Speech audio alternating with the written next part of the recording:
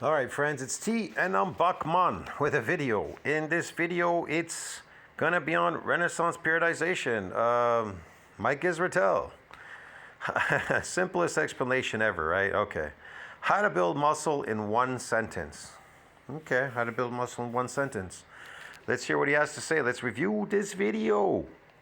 Hey folks, I'm Dr. Mike for Renaissance Periodization, and I'm going to try to describe muscle growth in one sentence. Think you can do it? Try. Okay, he's going to describe muscle growth in one sentence. Muscle growth. But he didn't mention what type of muscle growth. Let's see if he mentions it. Right now, write down a sentence, just one sentence, maximum 3 commas, in which you describe the process of muscle growth training. How Okay, which one though? Which one? to train. If someone asked you, hey, how do I train for muscle growth in the gym? You could just give them one sentence response. What would it be? Well, I have a candidate sentence. Okay, hold on a second. So I still need to know what kind, because he hasn't mentioned. There are 2 types of muscle growth. There's myofibrillar and sarcoplasmic, as it says there. So sarcoplasmic hypertrophy focuses more on the increase of muscle glycogen storage. Okay, so that's one. The other one is myofibrillar hypertrophy, which focuses more on the increase of increase in myofibrillar size. So more myofibrillars plus there's one that you can actually get more myofibrillars and myofibrillar size depending on the training that you're doing. So there's actually more than one type of hypertrophy. Look, man, these are just the 2 major ones, but there's more than one type, man. There's transient, there's the blood restriction, there's a whole bunch, man. If you get an inflammatory response, that's hypertrophy as well. But these are all temporary. The number one thing that would be what you would call permanent is myofibrillar. The rest, it's fake, okay?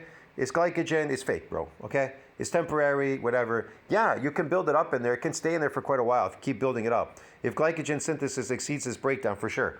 But there are 2 different types of training for these 2 types of hypertrophy. So what is he talking about? He just says training for muscle growth. Which one? He never mentions it.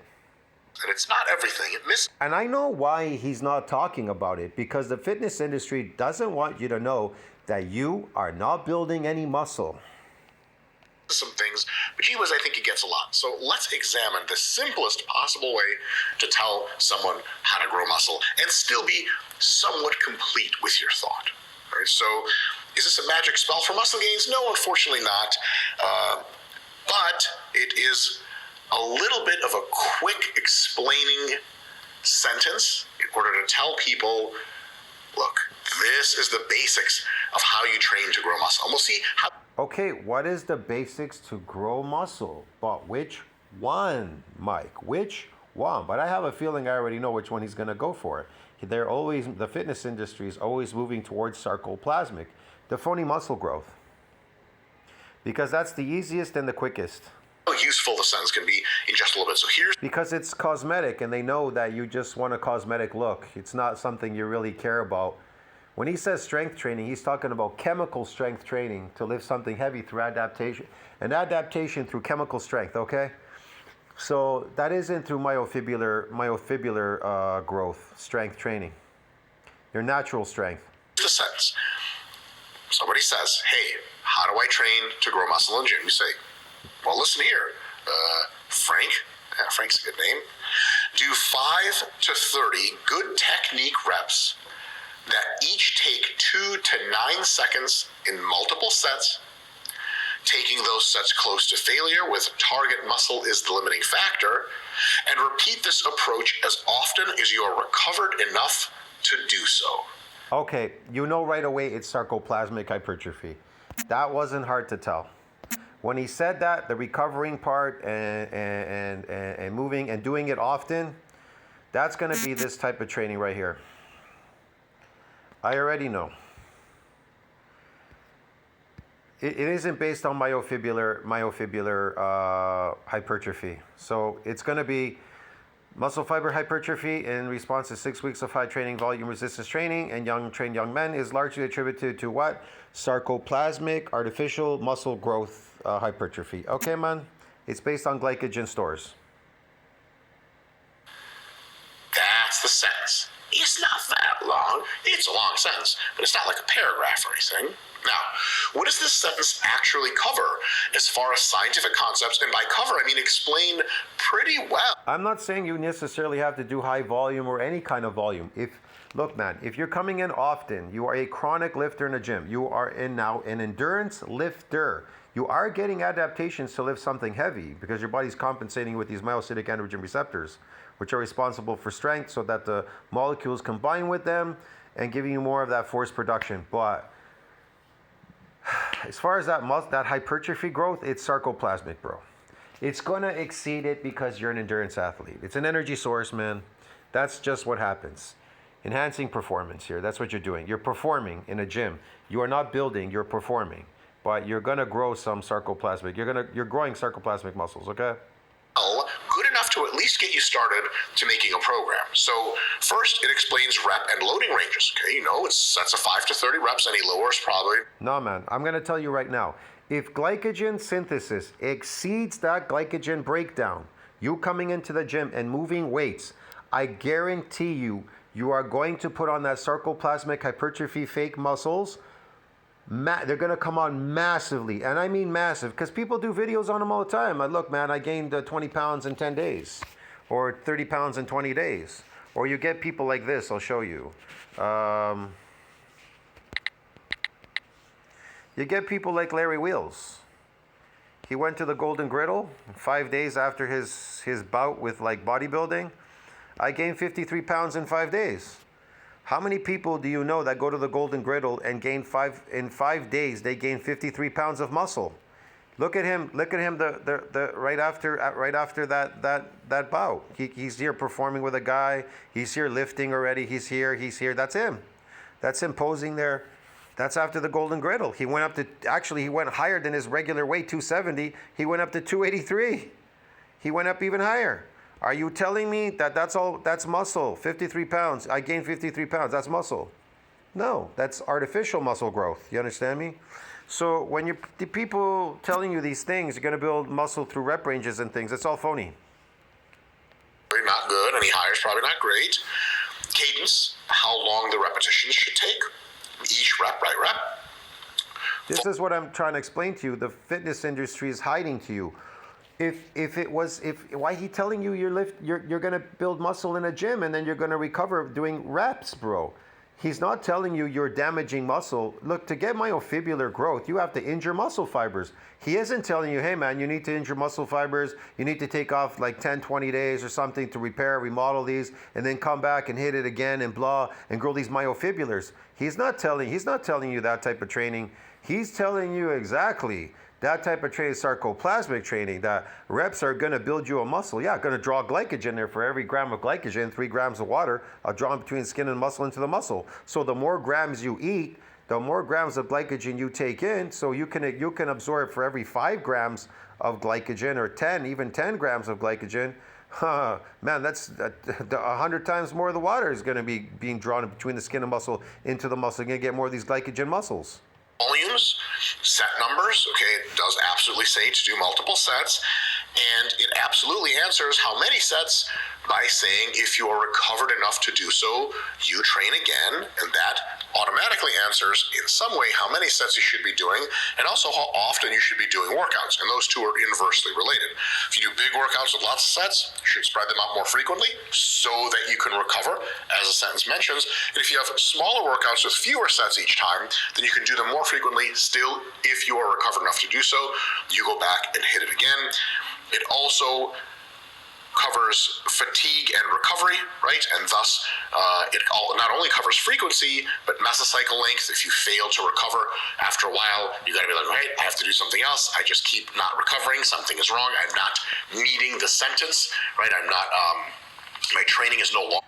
If you're not recovering, it's because you're kind of worn out and you're probably not eating enough glycogen. Longer described by the sentence. And if the sentence no longer describes your training, you have a problem. And it also talks about muscle targets, right? We're not just moving weight to move weight.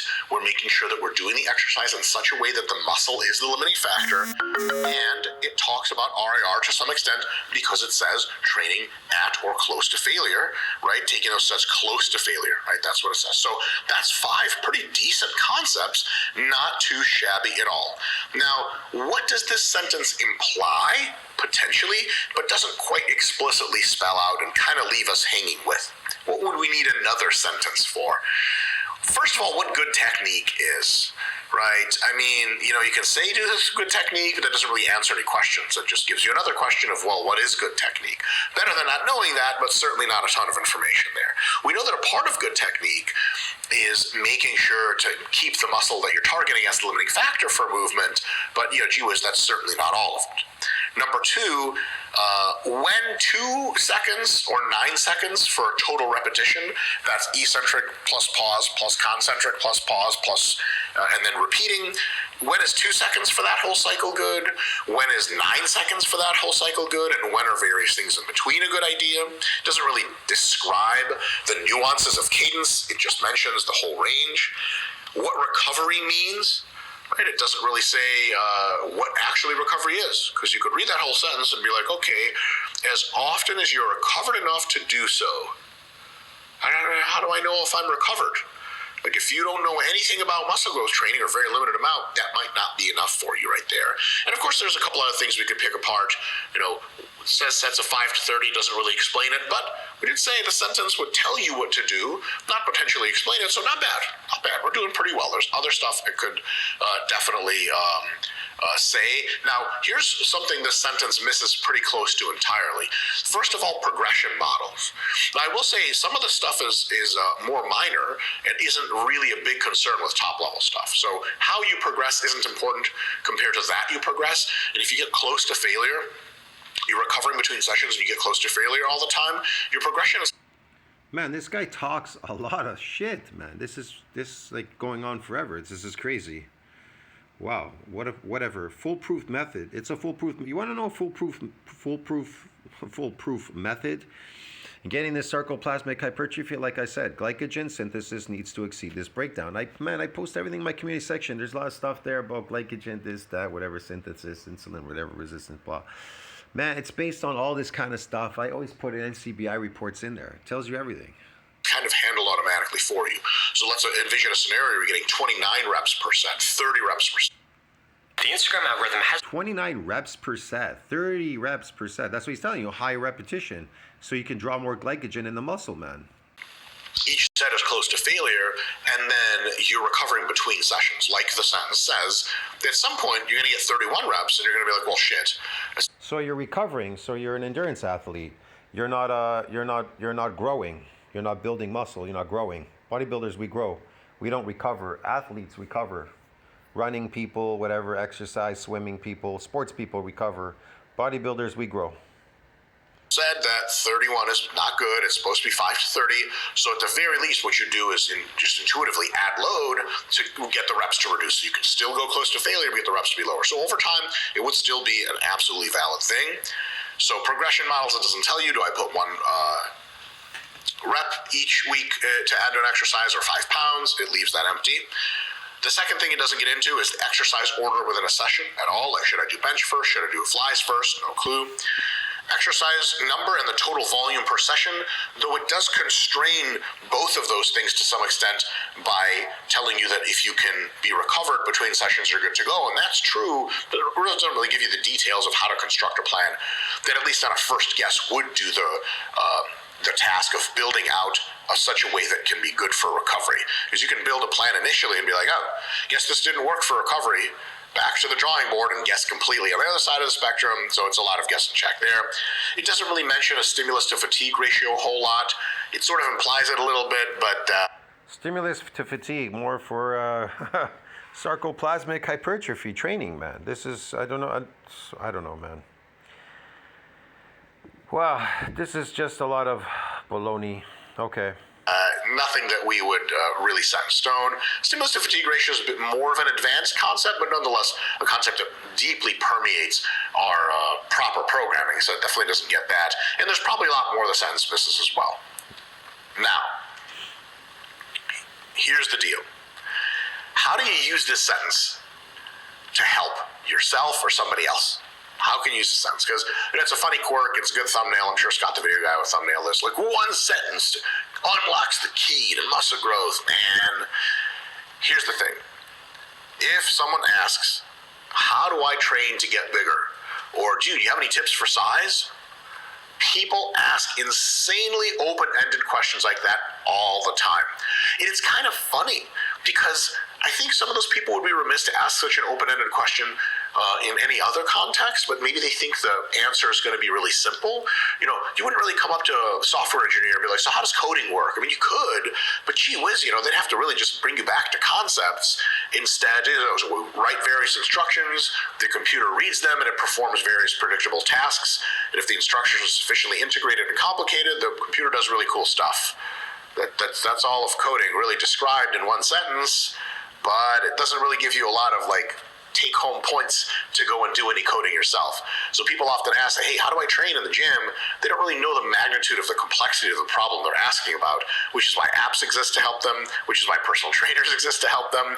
And one does not simply mean definitely comes up here. However, if they do ask, and they often do, you can just hit them with that sentence. And if they don't understand parts of it, they can always ask for specific follow-ups. They can be like, okay, so like how many sets do I do in a session? Like, great question. Within the context of that sentence, that question adds a ton of value and allows you to significantly constrain programming options until you get down to like, what is a good program? And you can actually write it out. And if they ask you for the filling in the blanks and they do it with your help, then they can probably get a halfway decent program together. But I would say one of the best ways to use this one sentence instruction for benefit is we have this one sentence instruction on how to get muscle growth in the gym.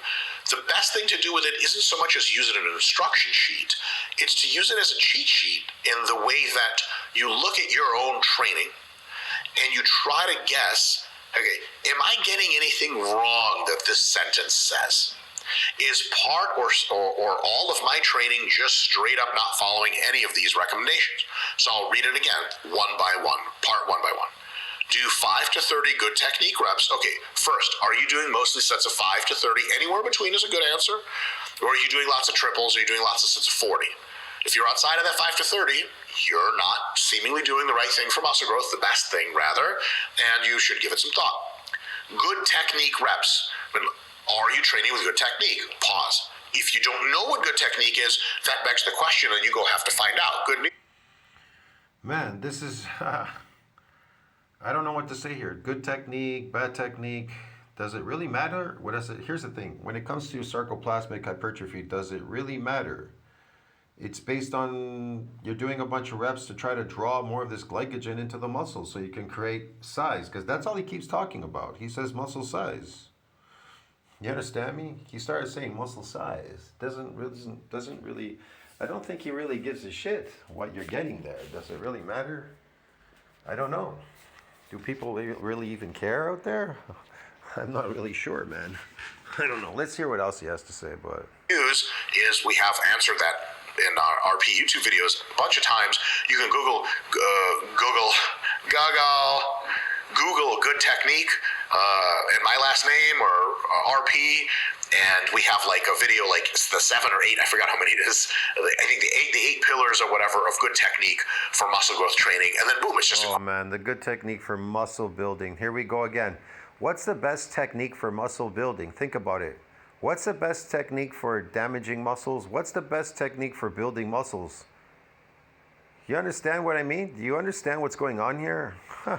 Anyways, I gotta go, man. Tell me what you think about that. Like, subscribe, support the channel. It's getting boring listening to him. It's the same shit over and over again. I'll see you in the next one. Ciao, friends.